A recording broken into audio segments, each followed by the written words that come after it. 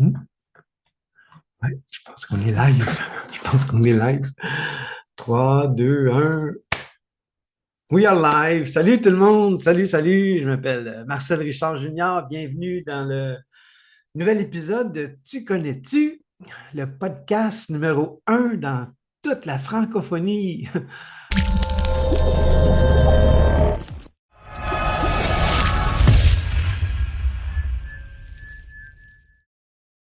Mais non, mais non. Ça fait quand même 10 ans que je fais ça. Je mets de la lumière à ma façon sur les gens, sur les entrepreneurs.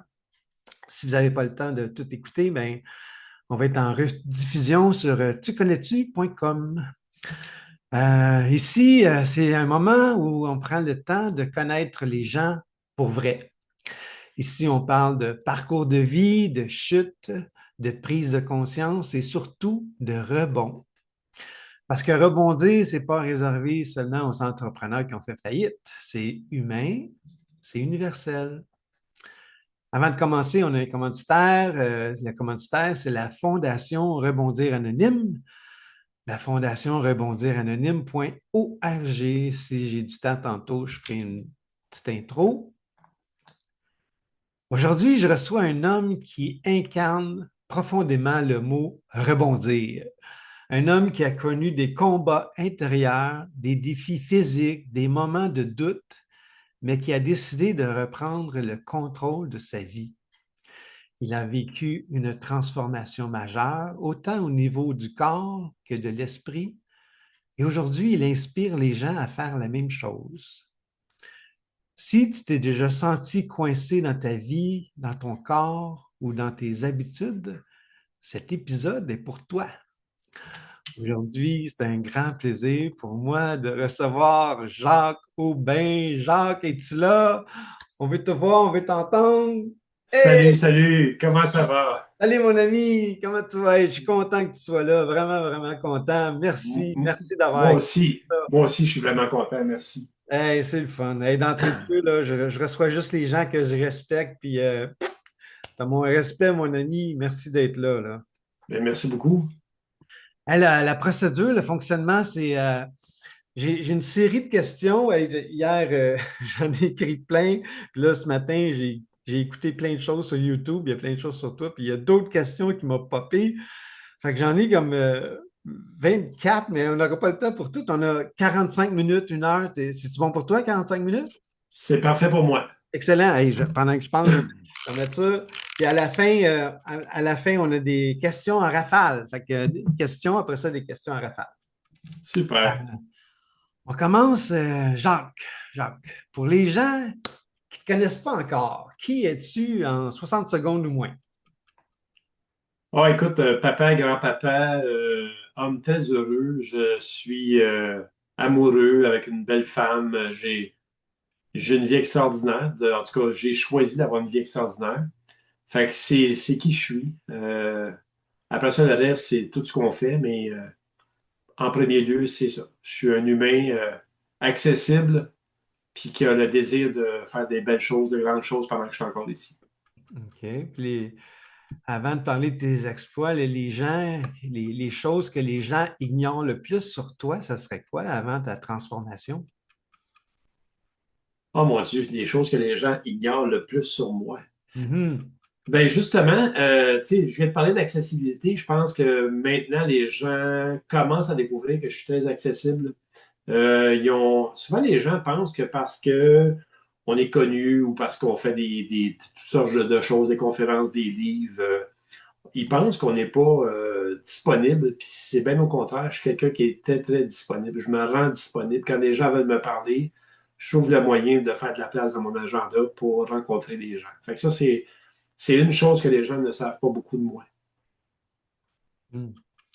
Comment ton entourage percevait-il avant ta transformation? Ah, écoute, comment ils me percevaient, je ne sais pas, je connais pas leurs opinions privées par rapport à ça. Je sais que les gens s'inquiétaient beaucoup de ma condition de santé, que les gens s'inquiétaient beaucoup de ma condition humaine. Puis là, je parle très, très certainement des gens qui m'aimaient et qui me connaissaient. Mais, tu sais, dans une situation semblable, peu de gens osent en parler. Fait que souvent, quand on croise des gens qui ont des différences, on a la difficulté à s'asseoir avec eux puis à en parler. Donc, je fais partie de ces gens qui avaient une différence. L'obésité, c'en est une différence, même si ce n'est pas des différences aussi éloquentes que certaines autres. Moi, j'avais les miennes, puis les gens ont beaucoup de difficulté à parler de ces sujets-là. As-tu déjà eu l'impression de ne pas être à ta place dans ta propre vie? J'ai passé ma vie à penser que je n'étais pas à ma place. J'ai passé une très grande partie de ma vie. Je te dirais, même après la perte de poids, j'avais encore le sentiment d'être pas suffisant, d'être pas assez, de pas être à ma place, de pas. J'ai tout le temps eu l'étrange sentiment que j'avais pas d'importance, que j'étais pas. J'ai toujours pensé que j'étais pas aimé aussi. Tu sais. Fait que c'est beaucoup ça. Puis quand tu prends du recul un jour, tu te rends compte que finalement, la vérité n'est pas là. La vérité est dans l'amour qu'on a pour soi. Puis j'en ai manqué beaucoup à mon égard. On va parler de ton expérience de surplus de poids. À quel moment tu as réalisé que c'était devenu un vrai enjeu dans ta vie? Je te dirais autour de l'âge de 40 ans, là, je te dirais 40 ans, c'est 2003. Euh, je savais à ce moment-là que j'avais un problème. Je savais, j'étais conscient qu'il y en avait un. Je ne savais pas comment le prendre, comment l'analyser, comment le comprendre. Hmm. J'avais pas fait le tour de ça. Parce que à cet âge-là, à 40 ans, tu es souvent pris dans un genre de tourbillon où tu t'occupes de ta famille, tes enfants, ta conjointe, de la maison, l'hypothèque, les voitures à payer. Puis, tu sais, le tourbillon qui fait que tu es dans un mode d'obligation de vivre plutôt Mhm. que dans un mode de vie. Mhm. Fait que c'est ça, c'est autour de 40 ans que j'ai découvert que j'avais vraiment un problème. Mhm. Ça avait commencé tôt, hein. Je te dirais que ça a commencé autour de la vingtaine, là. Après, un petit peu avant le mariage, j'avais pris du poids. Je l'ai reperdu pour le mariage à 21 ans. Mhm. Puis après ça, je suis parti en vrille là, à coup de 5-10 livres par année et plus. Là, tu sais. Mhm. Tu as dû te peser sur une balance d'un abattoir parce que la balance ordinaire ne pouvait pas te peser. Comment as-tu vécu ce moment-là? Bon, ça a été un moment particulièrement difficile. Tu sais, comme tu l'expliques bien, après avoir rencontré le médecin, des balances détecto, là, je pense que ça finit à 350 livres, quelque chose du genre. Puis mon médecin ne pouvait pas me peser. Fait qu'il m'a dit, trouve-toi un moyen de te faire peser parce que je dois ajuster ta médication pour la haute pression à l'époque. Ce que j'ai fait, c'est de trouver, dans ma tête, je pensais à une boucherie, parce que plus jeune, j'avais travaillé dans les supermarchés, puis une boucherie, ben, on avait ça, une balance comme ça. Mhm. Finalement, ben, de la boucherie, ça m'a mené à un abattoir à cochons dans l'ouest, dans le Montérégie ouest de Ouais. Montréal, Mhm. à l'ouest de Montréal. Euh, je peux te dire que ça a été un moment difficile. Ça a été à la blague intéressant parce que j'ai fait beaucoup de blagues avec la personne qui a accepté que je me pèse sur leur pèse palette. Mhm. Mais quand je suis ressorti de là, j'ai été minimalement au bon 30 minutes à tout remettre en question, à pleurer, à me demander si c'était une cause perdue, si j'étais pour mourir dans cet état-là à 46 ans. Parce Mhm. que c'est à 46 ans que cette démarche-là a commencé. Mhm. Puis en fait, la balance, j'avais 45 ans à ce moment-là. C'était en novembre 2009, j'avais encore 45 ans. Mais ça a été un moment très difficile. Est-ce qu'on peut sortir d'une situation comme ça? Est-ce que c'est transformable? Par quelle étape je dois passer? Est-ce que je vais être obligé de vivre des chirurgies? Qu'est-ce que, tu sais, as un paquet de questions qui viennent tout en même temps.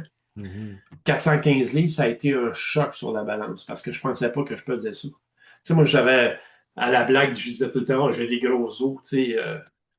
Ben, tu sais, j'ai les mêmes os aujourd'hui, puis je pèse 195 livres, là, tu sais. Fait Ouais. que on s'entend là, que c'était vraiment des blagues, mais dans mon fort intérieur, quand j'étais seul, j'avais beaucoup de tristesse par rapport à la situation. Mhm. Ouais. Ouais, je comprends. Qu'est-ce que les gens ne comprennent pas du tout quand on vit avec un poids important? Il y a plein de choses que les gens ne comprennent pas. Dans un premier temps, il y a beaucoup de jugements. Tu es un gros, tu es désordonné pour eux autres, tu ne fais pas partie d'une société normale.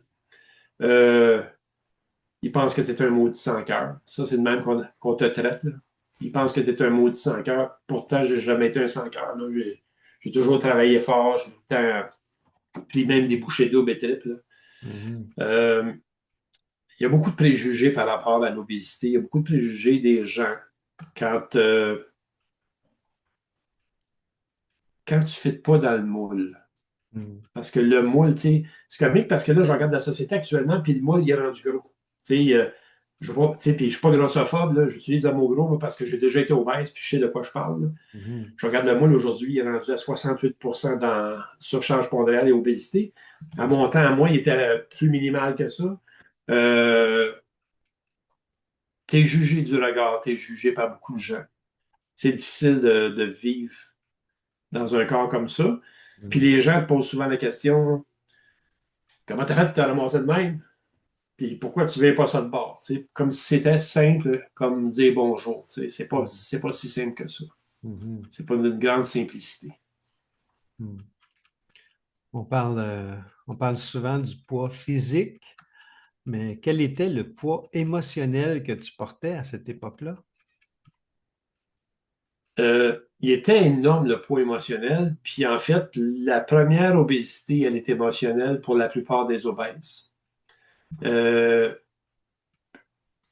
Puis je vais m'avancer à aller au-delà de 95% des obèses ont un poids émotionnel.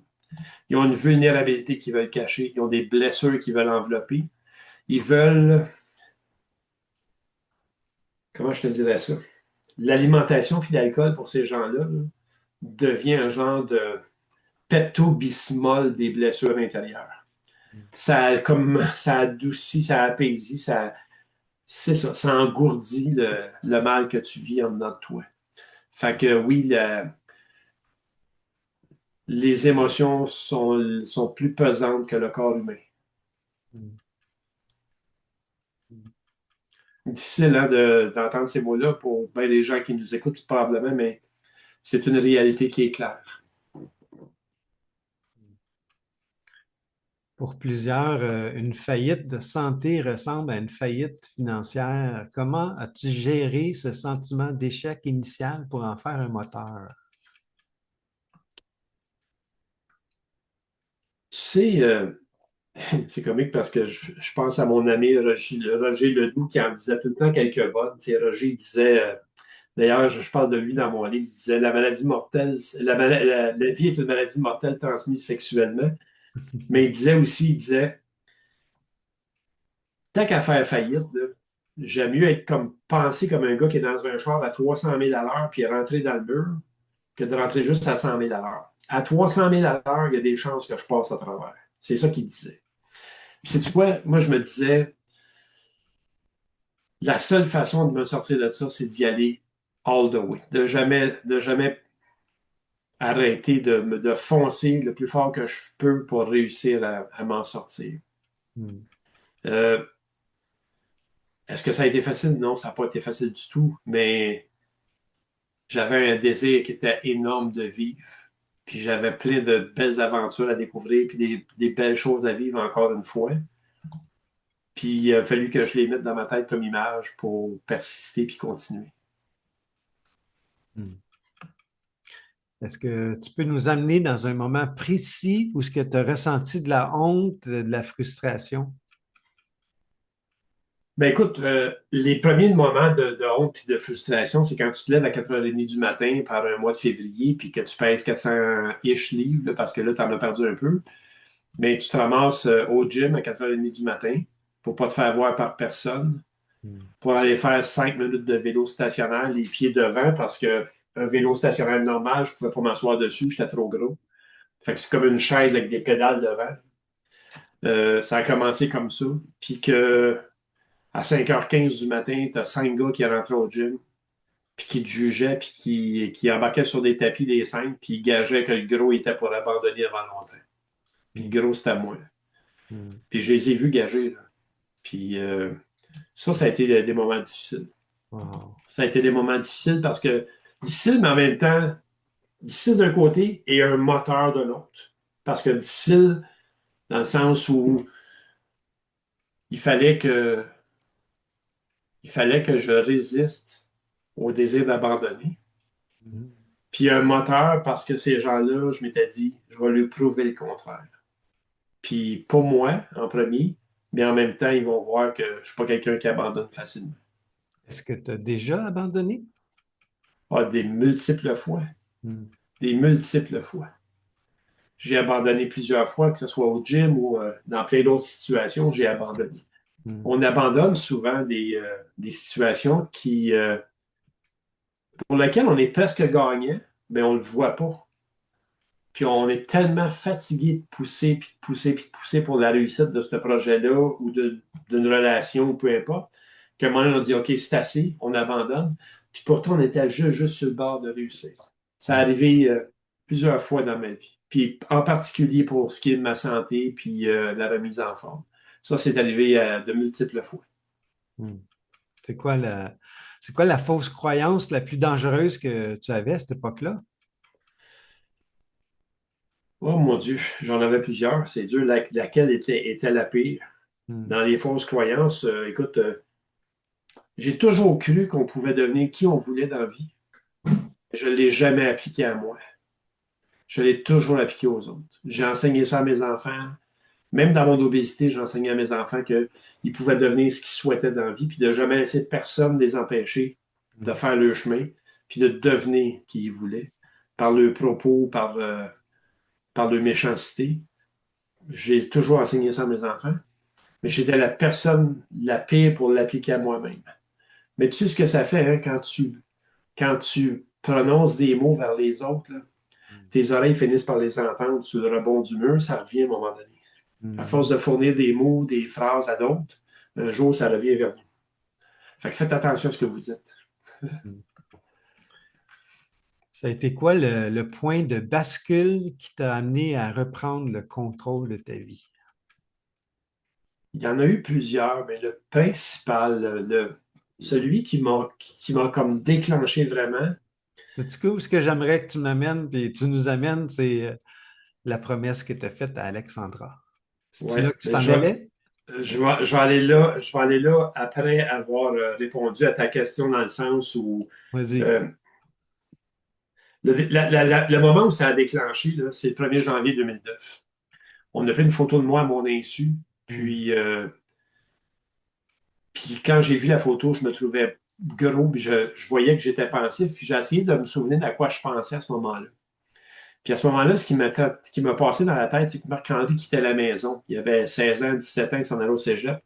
À 50 km de chez nous, vous allez dire que c'est pas loin. Mais Hmm. pour moi, c'était une séparation. Mes enfants, pour moi, étaient hyper importants. Et Alexandra avait été acceptée pour monter l'Everest à l'âge de 16 ans, donc elle en avait 13 à peu près à ce moment-là. Puis je me disais, je ne verrais pas mes enfants réaliser leurs rêves. Hmm. Puis à un moment donné, à travers tout ça, ben, on s'est ramassé au Stade olympique quelques mois plus tard, en septembre de cette année-là, où Alexandra courait son 5 km du marathon de Montréal. Hmm. Puis j'étais appuyé sur la clôture à l'intérieur du stade parce que la fin du marathon de Montréal se faisait dans le Stade olympique. Puis je voyais du monde heureux partout, puis moi, je ne l'étais pas. Je me Hmm. demandais d'ailleurs ce que je faisais là. Et j'avais d'ailleurs aussi beaucoup de regards braqués sur moi parce que naturellement, j'étais différent dans cette foule de gens actifs.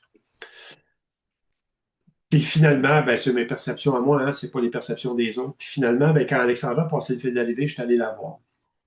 Puis j'ai demandé à Alexandra comment ça avait été sa course. Mais j'y ai fait une promesse. J'ai dit l'année prochaine, Hmm. je fais ça avec toi. Hmm. Puis ça a été difficile, cet espace-là, dans le moment, parce que on dirait que ma bouche est allée plus vite que mes pensées. Hmm.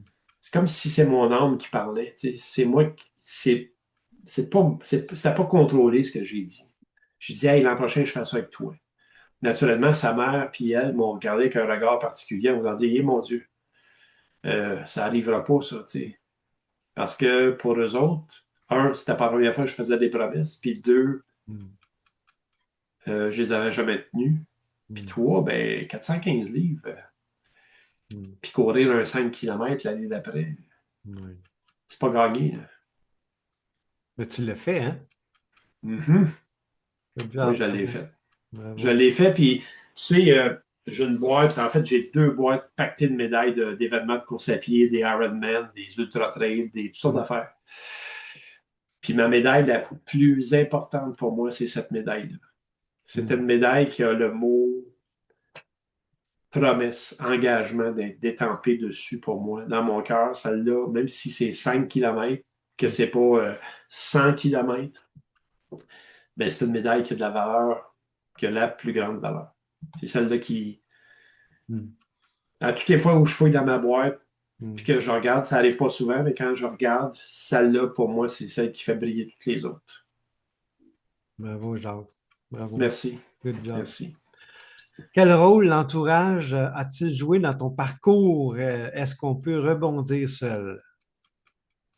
On rebondit jamais seul dans la vie, même si on m'a déjà dit que j'étais un. Comment est-ce qu'ils appellent ça? Là? Ils ont un titre en anglais pour ça, là, un self-made man, là, que je me suis Mhm. fait moi-même. Ouais. On n'est jamais seul, en fait. Tu sais, oui, j'ai fait beaucoup de choses parce que je suis autodidacte, mais il y a tout le temps eu des présences. Puis mes enfants étaient une présence. Mon ex-conjointe, la mère de mes enfants, était une présence. Il y a eu plein de gens qui sont venus déposer des petits messages sur mon parcours qui m'ont propulsé vers l'avant.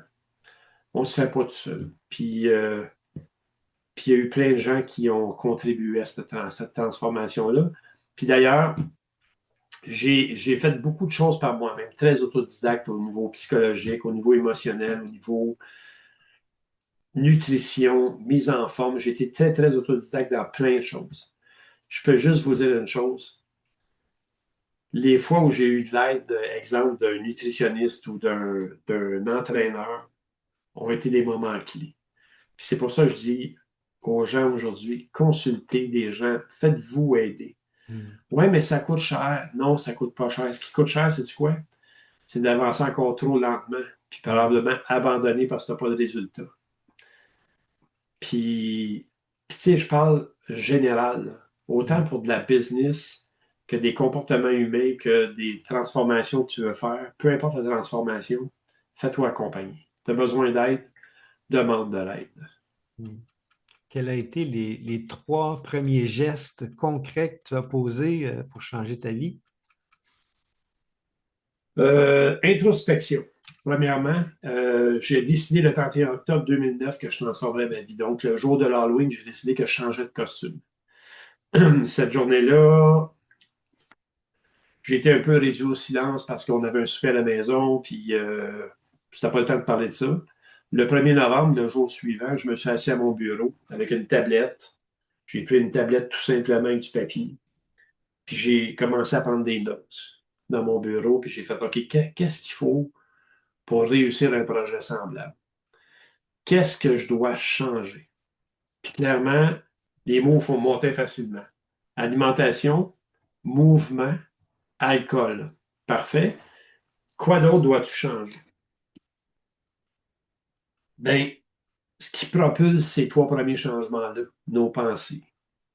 Puis on en a 65 000 par jour. Puis moi, j'en avais 30, 40 000 probablement, 50 000 qui étaient juste focus sur l'échec que j'étais pour Mm. moi-même. Mhm. La manière dont je me parlais. Ah, t'es gros, t'es laid. Ah, c'est d'épais. Tu sais, on se parle comme ça quand on n'est pas bien. Là, hein? Ah, Mhm. t'es bien niaiseux. Tu sais, des choses comme ça, là. Ben, j'ai décidé de commencer à changer mes propos à mon égard. Mm. Puis j'ai commencé à changer aussi mes pensées par rapport à moi.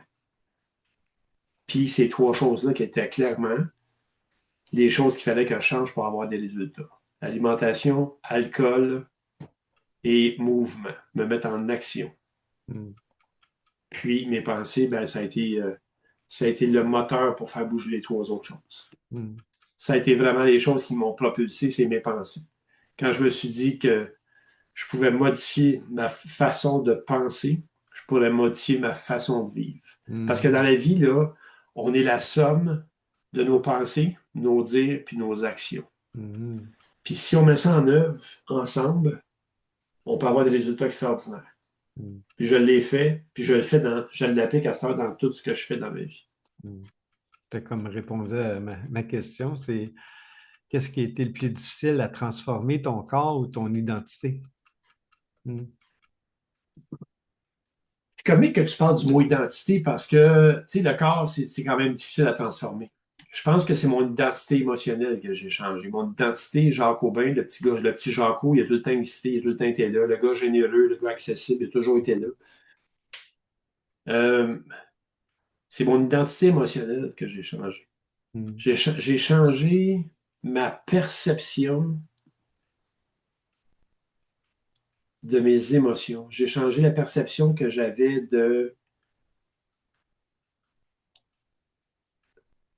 du manque d'amour que j'avais à mon égard. Hmm. Quand j'ai commencé à m'apprécier, j'ai commencé à me valoriser, j'ai commencé à me donner de l'estime, Hmm. ben, tout ça a comme reconstruit à l'intérieur. Puis quand tu commences à avoir un peu de fierté, ben, tu commences à changer tes dogmes limitants, toutes ces phrases qui te limitent dans ta tête, que tu t'es imposé toi-même ou que d'autres t'ont imposé. Hmm. Puis à un moment donné, tu reprends ta valeur, ta vraie place.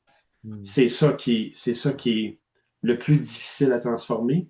Mais je pense que c'est un beau voyage à faire parce que ça crée une aventure intérieure qui fait qu'on se trouve beau un jour. Hmm. Bravo, j'aime ça, Jacques, l'analyse que tu fais sur toi-même, c'est le fun. Bravo. Merci.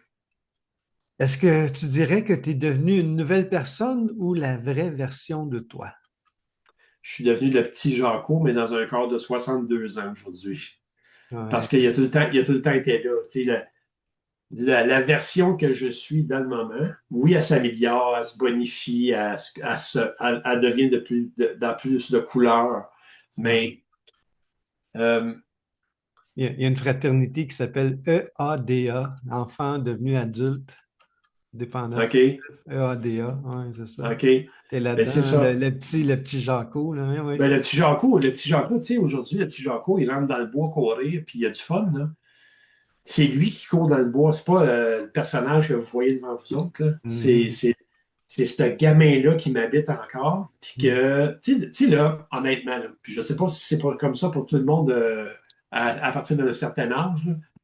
Première des choses, moi, vais toujours me souvenir de Wayne Dyer quand il disait ne laisse pas le vieillard s'installer en toi. J'ai pas envie, moi, de devenir un vieillard. Parce que c'est pas honteux d'être vieux. Le problème, c'est d'être mal vieux. Tu sais, il y a des gens qui deviennent vieux parce qu'ils sont pas bien en eux. Moi, je veux pas devenir vieux, ni physiquement, ni mentalement, ni émotionnellement.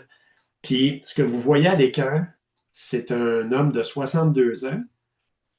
Puis moi, quand j'habite dans mes culottes, là, je pense que j'ai toujours 25 ans. Parce Ouais. que j'ai une fougue, j'ai une énergie, j'ai de la joie. Hey, la joie. Ça, la joie, là, ça nourrit, là, c'est incroyable. Ouais. C'est de la nourriture incroyable, la joie. Ouais. Fait que j'ai tout ça, puis, puis j'ai un petit gars de 7 ans dans moi qui m'anime continuellement, qui a le goût d'être en mode actif, qui a le goût d'être en mode heureux. Fait Ouais. que, puis qui a le goût de partir à l'aventure encore, hein, parce qu'il y a ça aussi. Si on recule quand on était petit, là, on Ouais. rentrait dans la forêt, on se bâtissait des petites Ouais. cabanes. On avait ce désir de rêver, de partir à l'aventure. Mais moi, Mhm. je vis encore comme ça aujourd'hui. Ouais. J'aime ça que tu parles d'énergie, là. Moi, je suis vraiment avec toi, là. Moi, Ouais. je viens de terminer 365 jours d'entraînement. Moi, tous les jours, je me suis entraîné 1 heure, 2 heures par jour. J'ai perdu 40 livres. Moi, j'étais à 220, là, j'étais à 180, j'étais à mon poids santé. Puis, Bravo. je suis vraiment avec toi là, dans l'énergie. Puis, quand on se lève le matin, on est dans l'action. Puis, l'important, c'est d'avoir de l'énergie, hein? D'avoir de l'énergie, c'est ça qui est le plus important, là, Ben, en fait, c'est parce que ça devient le moteur de notre journée après. Puis hein? là, Ouais, ben, tout à fait. puis dans ce moteur-là de la journée, Mm. ce que les gens ne comprennent pas, c'est que si tu commences ta journée dans l'action, tu fais quelque chose pour activer ton corps, ton sang circule plus, Mm. toutes tes enzymes fonctionnent plus, Mm. ton énergie mentale est puissante. Ouais. Tu sais, il y a plus de joie, il y a plus d'estime, puis Mm. on est bien plus productif après. Mm. Moi, je me suis surpris à faire des fois 6 heures de travail qui en valait 8, 9, 10 pour bien d'autres. Ouais. Parce on est plus présent dans ce qu'on fait. On est focus, hein? Hein? Exact, Focus. Ouais. exact. On est vraiment focus. Quel est le plus grand mensonge qu'on se raconte quand on est au plus bas, physiquement ou mentalement? On s'en rend compte des menteries. Tu sais, le plus grand mensonge, c'est pas grave. Il y en a plein d'autres des comme moi. Ça, ils ont vécu eux autres aussi. Fait que je vais rester de même. Je sais pas comment faire, ça va être moins de trouble. Il y en a beaucoup des mensonges qu'on se compte quand on est dans cet état-là. Tu sais. Hmm. C'est correct. Je m'aime de même. Ouais. Ouais, c'est correct. C'est santé d'être gros. Autrefois, dans l'ancien temps, si vous regardez les photos, ceux qui étaient gros, on disait qu'ils étaient riches. C'est ça. On s'en compte des menteries quand on est gros. Ouais, ça, j'ai entendu ça là aussi. Ouais. Dans tes conférences, Jacques, tu parles de dignité. Comment le regard des autres ou ton regard à toi dans le miroir affecte-t-il ta vision de ton potentiel? On m'a dit que, honnêtement, c'est à travers l'amour. Je vais revenir au mot amour. C'est à travers l'amour de soi que je développe mon potentiel. Je me rends compte que toute ma vie, j'ai manqué d'amour à mon égard parce que j'ai eu une période de ma vie où il y a des gens qui ont manqué d'amour à mon égard. Puis je me suis évalué selon cet amour-là. OK? Quand j'ai repris le pouvoir sur l'amour que j'ai pour moi, sur l'estime de ma personne, sur ma dignité, Mhm. j'ai découvert que j'avais une puissance qui était tellement énorme que, tu sais, les gens, ils ne savent pas, là, mais moi, j'étais un petit gars qui regardait à terre, intimidé. Je regardais par terre parce que je ne voulais pas déranger, je voulais pas provoquer en regardant dans les yeux des autres. Les gens ne savent pas ces choses-là. Puis aujourd'hui, je parle devant des salles pleines où qu'il y ait 10, qu'il y ait 100, qu'il y ait 500 personnes, ça ne fait pas une différence dans ma vie. J'ai confiance en qui je suis devenu à travers l'amour que je me suis accordé. On passe pas de 415 livres à un athlète de conférence en un jour. Quelle a été ta toute première victoire? Tu sais, ce moment où en dedans de toi, tu as l'impression que c'est sûr que ça va arriver. Tu sais, ce moment qui est en dedans de toi que ton cadran sonne à 4h15 le matin, il fait -25, il y a eu du verglas la veille, il faut aller déglacer ta voiture, c'est ton premier matin au gym.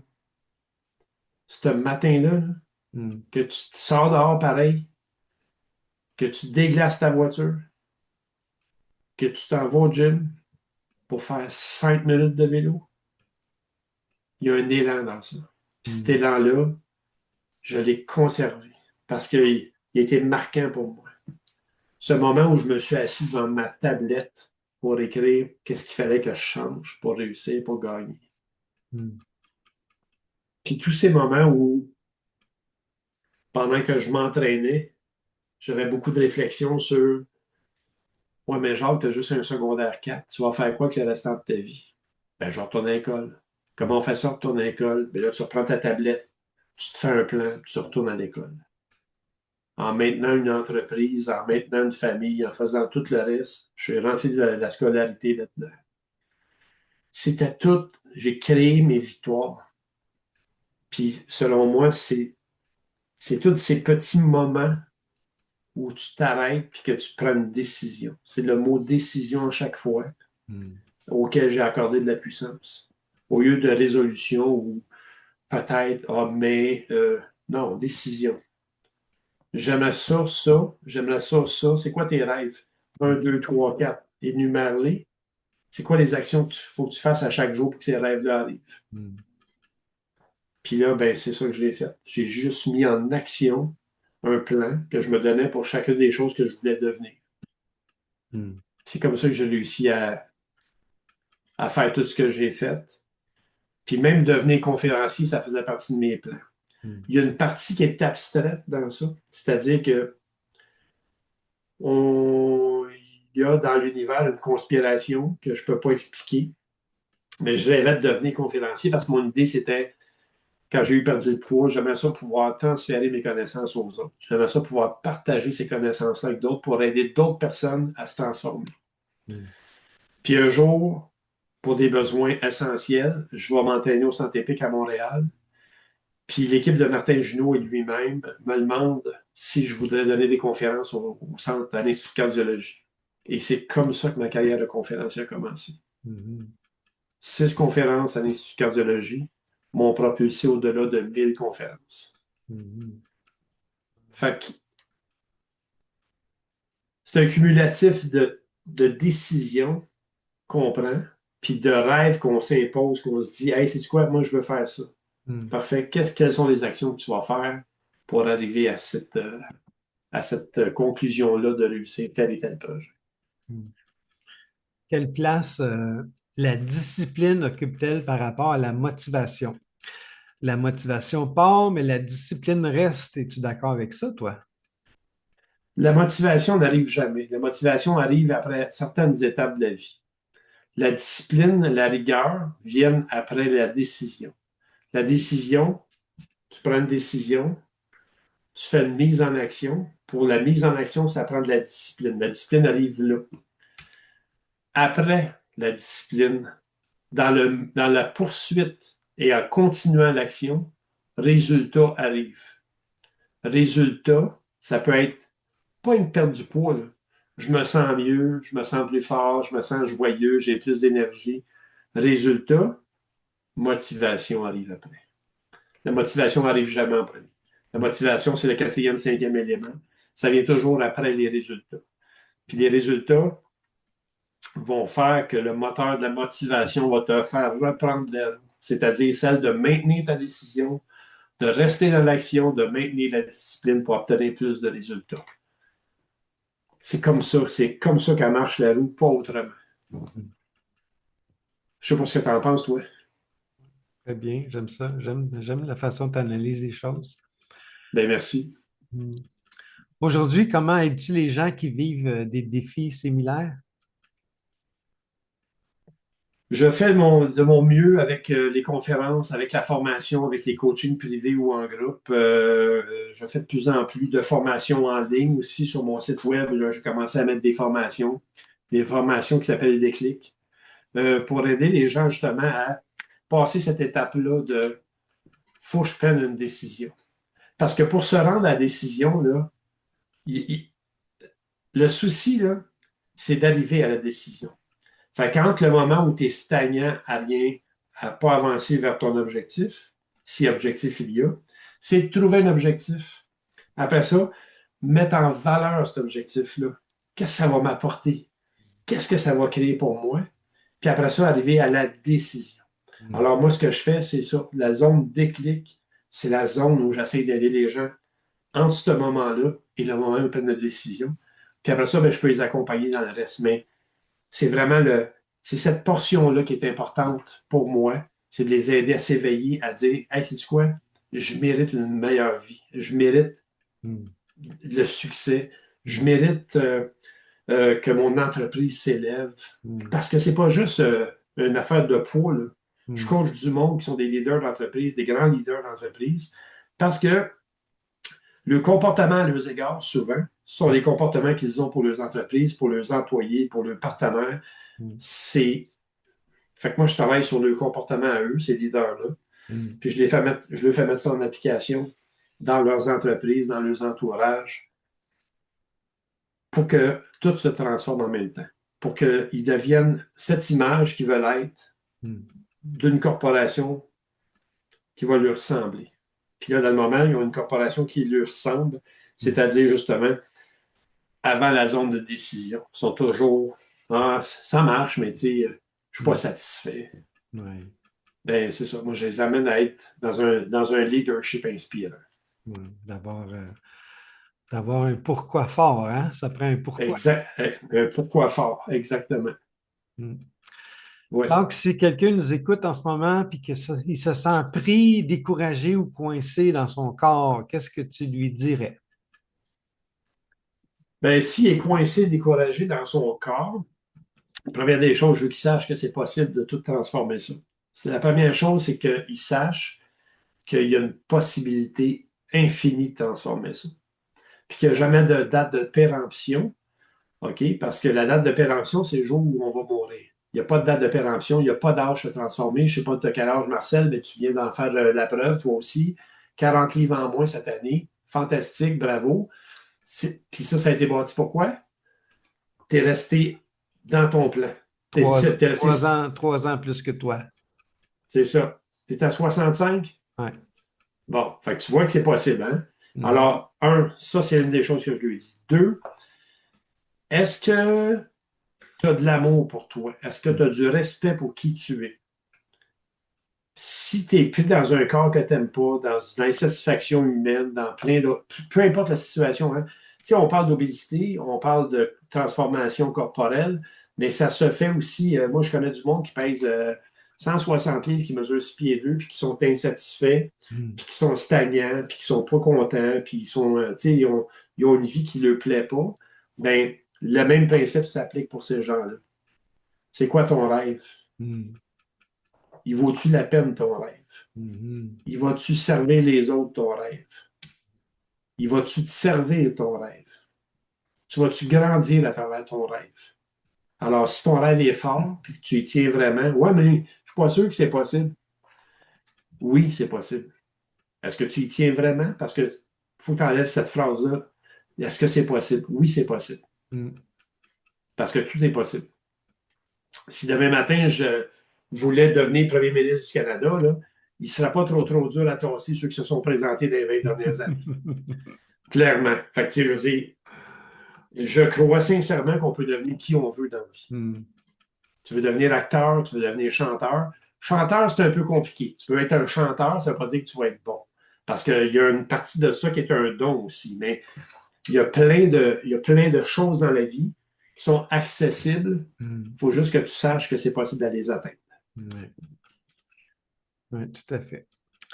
Hey, on arrive à la fin de mes questions, avant mes questions en rafale, mais voici ma petite réflexion à Saint-Saëns. Avant de se quitter, si tu écoutes cet épisode et que tu es à bout, si tu doutes de toi, si tu te demandes si tu vas t'en sortir, rappelle-toi ceci, tu n'es pas brisé, tu es en transformation. Et même dans l'obscurité, il y a toujours une sortie. Ici, on ne juge pas, on ne sauve pas personne. On se rappelle simplement une chose essentielle, peu importe ce que tu as perdu, tu peux toujours rebondir. Merci d'avoir été là, écouter notre balado. Hey, juste avant les questions à faire, je vais plugger la Fondation Rebondir Anonyme. Je ne sais pas, Jacques, si tu Oui, sais un peu mon histoire. La Fondation, ce que ça fait, c'est que ça vient en aide aux entrepreneurs qui ont fait faillite. Il y a 100 oui, faillites par jour au Québec. C'est traumatisme. Moi, ma petite histoire rapidement, pourquoi je fais ça? Moi, à 33 ans, j'ai connu l'abondance avec mon frère Guy. Vraiment des jeunes millionnaires. On avait tous les jouets possibles, imaginables, puis on a fait faillite à 33 ans, puis mon frère Guy s'est suicidé. Fait que je me suis promis que quand j'allais prendre ma retraite, que j'allais consacrer ma vie à aider, accompagner les gens. Alors, la fondation, c'est du bénévolat. Chaque entrepreneur va être accompagné d'un coach, d'un parrain, puis d'un expert. Il n'y a pas d'aide au Québec. Alors, c'est un mouvement, 11 satellites, 11 villes au Québec. Je suis en pleine. On est au début. Alors, si vous avez le cœur d'être un peu bénévole, une couple d'heures par mois, puis accompagner quelqu'un d'une façon bénévole, ben, la Fondation Rebondir Anonyme.org existe. Les questions j'aime rapides, ça. Jacques, t'attends-tu des questions rapides, des réponses rapides? Je peux-tu plugger quelque chose avant? Ah oui, vas-y donc. Ben, à la fin, Tiens. tu vas pouvoir À la plugger. fin? Oui, OK, oui. parfait. Promis, un petit espace pour toi pour plugger les choses. Question à rafale. C'est Oui. quand ton anniversaire? Pas l'année, mais juste le jour, le mois, ton anniversaire? 27 septembre. Le 27 septembre, ceux qui croient à l'horoscope, c'est quoi ça? Une balance. Une balance. Oui. 20 le dernier livre que tu as lu, Jacques, tu lis tes livres? Ben oui, je lis des livres. Le dernier que j'ai lu, c'est celui que j'ai écrit. Pour une fois, va jusqu'au bout. Oui, pour une fois. Va jusqu'au bout. Va jusqu'au bout. OK. Ta chanson préférée que tu aimes fredonner, de qui? C'est sûrement une tune de Bon Jovi, puis c'est probablement Thank You. Thank you. Thank you for loving me. C'est ça que ça dit, la chanson. OK. Un conférencier, un auteur que tu admires? Bon, il y en a plusieurs. Il y en a plusieurs. Dans les auteurs, pour en avoir rencontré beaucoup ce week-end, j'ai beaucoup aimé Nicole Daigle de l'Acadie, que personne probablement connaît qui va nous écouter, mais si vous avez une chance, c'est une romancière acadienne qui écrit des belles choses sur des histoires composées, mais avec des éléments vrais du territoire de l'Acadie. OK. Euh, j'ai beaucoup aimé ma rencontre avec elle ce week-end. J'ai rencontré aussi Danny Laferrière en fin de semaine. Quel homme accessible. Tu sais, le gars, il a un agent littéraire exprès parce que justement, il est tellement accessible qu'il faut qu'elle le ressente. Mais c'est un homme qui est super accessible. Contrairement, tu sais, on le voit à la télévision, puis on le voit, tout le monde en parle un peu partout. Cet humain-là, en face à face, c'est un homme extraordinaire, c'est incroyable. Fait que oui, il m'inspire. Puis dans les conférenciers, il y en a plusieurs, tu sais, je veux dire, des conférenciers qui m'inspirent. Pierre Lavoie, c'était quelqu'un qui m'inspire beaucoup. J'aime OK. beaucoup Pierre. J'aime beaucoup Dave Morissette, qui est un bon ami à moi. Mhm. Puis si, mettons, j'enlève le fait que ce sont mes amis, là, Mhm. ben, Tony Robbins, c'est mon numéro un. OK. C'est ça. C'est un communicateur extraordinaire. C'est un homme que j'ai beaucoup d'admiration pour. Ouais. Ouais, super. Peut-être un jour, on va partager un panel ensemble. Moi aussi, je recommence ma carrière de conférencier. J'ai fait ça un petit bout dans ma vie, puis j'ai le goût de refaire ça, là. Ouais. Peut-être on va être sur un stage ensemble un jour. Pourquoi Jacques, pas? Jacques, une chaîne YouTube préférée? Écoutes-tu des balados, quelque chose? J'aime beaucoup les podcasts. Les balados que j'aime beaucoup, c'est Rich Roll, qui est un athlète vegan, qui est aux OK. États-Unis, mais il a une très belle philosophie. J'aime beaucoup cet humain-là. Euh, dans les balados, à part ça, qu'est-ce que j'écoute? J'écoute plusieurs balados. Ici au Québec, on a un médecin à Québec qui s'appelle Jean-Pierre Gagné qui fait, comment ça s'appelle, là? Au-delà des mots. MAUX, qui est c'est ça. Lui, il travaille beaucoup au niveau médical, mais il fait des beaux podcasts justement avec des gens qui font des chirurgies bariatriques, ce genre de trucs-là. J'ai OK. beaucoup d'intérêt pour ces produits de podcast-là. Euh, financièrement parlant, avec Pat Raymond à Québec. Très bon podcast pour les. Tu sais, dans la vie, là, il y a plusieurs affaires qu'on n'enseigne plus à l'école, puis que je Mhm. pense qu'on devrait enseigner. Tout d'abord, le respect, l'activité physique, savoir s'alimenter, puis savoir connaître ses finances. Puis je trouve Mhm. que ces affaires qu'on néglige, nos jeunes devraient savoir plus se tenir plus au courant de ces choses-là. Fait que ouais, moi, je vais dire que c'est ces podcasts-là, ouais. OK. Si tu pouvais dîner avec trois personnes vivantes ou décédées, ce serait qui puis pourquoi? Ah, j'en prendrais à mon père n'importe quel temps. Mon papa, Jacques Aubin aussi, je le prendrais à n'importe quel temps T'es un pour. junior, toi aussi? Ouais, ben Junior, c'est le surnom qu'il me donnait, mais c'est pas écrit dans mon nom, Junior. Tu sais, Ah, OK. c'est le petit surnom qu'il me donnait, mais je suis Fait Jacques que t'as le Aubin même comme mon prénom que ton père. papa, là, c'est ça. Exactement, OK. exactement. Il est décédé en quelle année, ton Il papa? est parti en décembre 2021. Oh, ça fait Puis, pas longtemps. OK. ouais, puis je le reprendrai n'importe quand pour aller prendre un bon café avec, puis jaser. J'aimerais ça rencontrer Elvis Presley. Elvis, ah oui, toi Oui, aussi? mais parce que j'ai toujours aimé cet homme-là. Puis je pense Oui. qu'au-delà du chanteur, du entertainer, il y avait un humain extraordinaire qu'on a étouffé dans un carcan de business. Puis j'aimerais tellement ça pouvoir jaser avec, puis qu'il nous dise tout ce qu'il aurait aimé réaliser, puis accomplir, qu'il n'a pas pu faire parce qu'il était dans un carcan, justement. Oui. Je pense que au-delà de ce qu'on a vu, qu'on a connu jusqu'en Oui. 1977, l'année de sa mort, Oui. Elvis Presley avait quelque chose d'autre à offrir à l'humanité. Oui. Un homme généreux, hein? Ouais. Puis mon troisième, ben écoute, clairement, je prends encore une fois Tony Robbins. OK. Puis j'ajouterais à côté de lui le fils des deux frères Kennedy, c'est-à-dire le fils de Robert Kennedy. Je prendrais Robert Kennedy Jr. parce que il est en train de faire un ménage extraordinaire aux États-Unis dans tout ce qui s'appelle alimentation. OK. Puis il est en train de lancer une campagne extraordinaire sur Eat Real Food. Moi, je pense qu'il va avoir un impact bien au-delà de ce que le président Trump aura eu comme impact chez ses concitoyens. Il est le sénateur, pas le sénateur, mais le secrétaire d'État à la santé, Robert Kennedy Jr. C'est un Mhm. homme intelligent. Puis j'aimerais ça que les gens aillent voir les documentaires sur cet homme-là, puis qu'il aille écouter cet homme-là. Ce qu'il est en train de faire actuellement aux États-Unis, c'est un beau changement. Puis ça prend des couilles puis Mhm. des culottes pour faire ce qu'il fait. S'attaquer à l'industrie du sucre, puis à l'industrie alimentaire, la transformation, les aliments transformés, là, moi, je trouve qu'il est très culotté pour faire ça. Surtout après ce qui est arrivé à son père et son oncle. Ouais, bravo. T'as-tu déjà Ouais. assisté à un truc avec Tony Robbins? Non, mais ça fait partie de mes rêves, non seulement d'assister à un de ces trucs, mais Tony, c'est sûr qu'un jour, il va faire la dédicace d'un de mes livres. Oui, c'est bon, Oui, c'est bon de visualiser ça, c'est bon. oui.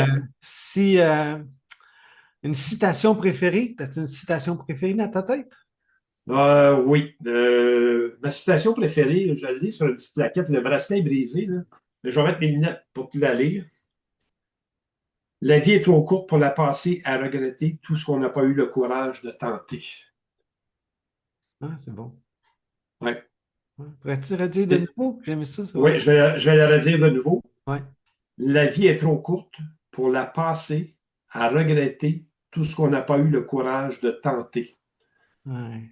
Tu vois, j'avais ça sur un petit bracelet, cette plaquette-là, mais je l'ai OK. brisée, fait que elle est sur mon bureau en permanence. Ouais. Vive le moment présent, hein? Ouais. Oui. Vivre Aujourd'hui. le moment présent, puis aller au-delà de nos peurs pour atteindre nos objectifs. Tu sais, le mot peur, c'est quatre lettres qui sont dans le Hmm. fond, euh, programmées dans notre cerveau. Hmm. Mais ça n'existe pas, la peur. C'est nous autres qui l'inventent. Le seul Hmm. moment où tu devrais avoir peur, c'est de tomber en bas d'un pont ou d'un building ou peu importe. Hmm. Tu sais, quand tu as cette adrénaline là, qui te fait peur, là, au-delà de ça, là, tout le reste, ça n'existe pas. Hmm. C'est des inventions de notre cerveau. Ouais. Ouais. Tellement d'affaires dans notre cerveau aujourd'hui avec tout ce qu'on apprend là, avec la neuroscience. Moi, j'aime ça, les capsules de neurosciences. Si aujourd'hui était la dernière journée de ta vie, as-tu des regrets? Je n'ai aucun regret. Mhm. Je ne peux pas avoir de regrets parce que je pourrais pas être qui je suis devenu si j'ai peut-être pas passé par le chemin par où je suis passé. Mhm. Je suis l'homme que je suis parce que j'ai vécu ce que j'ai vécu. Puis aujourd'hui, je pense que ça me donne les outils pour être un meilleur consultant, un meilleur guide, un meilleur communicateur pour aider les gens. Mon trajet de vie est devenu l'outil principal de Jean Aubin. Mhm. Décris le restant de ta vie en 5 mots. Le restant de ma vie en 5 mots. Ben, en 5 mots, être plus papa, être plus grand-papa, être plus amoureux, être plus auteur.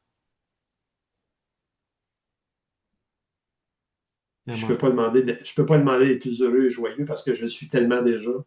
Fait que le cinquième, ça va être vivre longtemps et en santé. Ouais, bravo, Jean. Je sens ton énergie et ta vibe. Tu as vraiment l'air bien dans ta peau. Bravo. Ben, merci beaucoup. OK, on est rendu là. As-tu quelque chose à plugger? Vas-y, Jacques. Ben, écoute, demain, il y a du monde qui sont peut-être live, là. Demain soir, je suis à Drummondville en conférence. Je fais le lancement de mon livre là-bas parce que j'avais décidé, moi, de faire des lancements dans 3 villes.